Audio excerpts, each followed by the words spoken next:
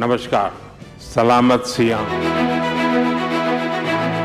मुझे विश्वास है आज से भारत इंडोनेशिया साझेदारी का एक सुनहरा अध्याय शुरू होगा। क्या आप जानते हैं कि दुनिया के सबसे बड़े मुस्लिम बहुल देशों में से एक इंडोनेशिया ने पहलगाम आतंकी हमले के वक्त भारत का खुलकर साथ दिया था और अब पीएम मोदी ने इससे ही जुड़ी बातें कही हैं। क्या कहा है उन्होंने, देखिए वीडियो। आदाब, मैं हूँ आपके साथ अमीना माजिद और आप देख रहे हैं आवाज़ द वॉइस।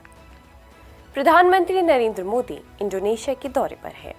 इस दौरान इंडोनेशिया की संसद को संबोधित करते हुए प्रधानमंत्री नरेंद्र मोदी ने कहा कि आतंकवाद के मुद्दे पर दोनों देश एक साथ हैं और पहलगाम आतंकी हमले के दौरान इंडोनेशिया मजबूती से भारत के साथ खड़ा था। पहलगाम हमले के दौरान भारत के साथ खड़े रहने पर पीएम मोदी ने इंडोनेशिया का आभार जताया। उन्होंने खुलकर ये भी कहा कि दोनों देश जॉइंट वर्किंग ग्रुप के जरिए काउंटर टेररिज्म पर मिलकर काम कर रहे हैं। आपको बता दें कि इंडोनेशिया मुस्लिम बहुल देश है, वहाँ की 87% आबादी मुस्लिम है।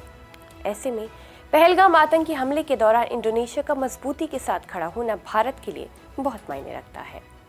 इंडोनेशिया के राष्ट्रपति ने पहलगाम आतंकी हमले की कड़ी निंदा भी की थी। उन्होंने कहा था कि उनके यहाँ का इस्लाम तो ऐसी तालीम नहीं देता। कश्मीर में जो आतंकी हमला हुआ है वो इंडोनेशिया में माने जाने वाले इस्लाम के अनुरूप नहीं है। उन्होंने पाकिस्तान को आड़े हाथों लिया था कि सेना के प्रभाव वाली कोई भी व्यवस्था मनचाहे नतीजे नहीं देती। किसी भी तरह के आतंकवाद से कोई नतीजा नहीं निकलता। इंडोनेशिया उन देशों में से एक था जिसने पहलगाम आतंकी हमले की सबसे पहले निंदा की थी। भारत ने इंडोनेशिया की राजदूत ने कहा था कि इस तरह के अपराध किसी भी वजह से कभी भी कहीं भी और कोई भी करे तो वो जायज नहीं ठहराए जा सकते।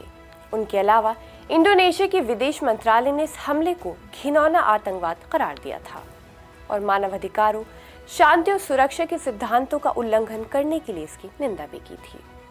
आतंकवाद के खिलाफ भारत और इंडोनेशिया की साझेदारी लगातार मजबूत हो रही है और दुनिया के सबसे बड़े मुस्लिम बहुल देशों में से एक इंडोनेशिया ने एक बार फिर साफ कर दिया है कि आतंकवाद का कोई धर्म नहीं होता। भारत और इंडोनेशिया की दोस्ती आने वाले वक्त में और मजबूत होती दिख रही है। ऐसी और खबरों के लिए जुड़े रहिए आवाज़ वॉइस के साथ।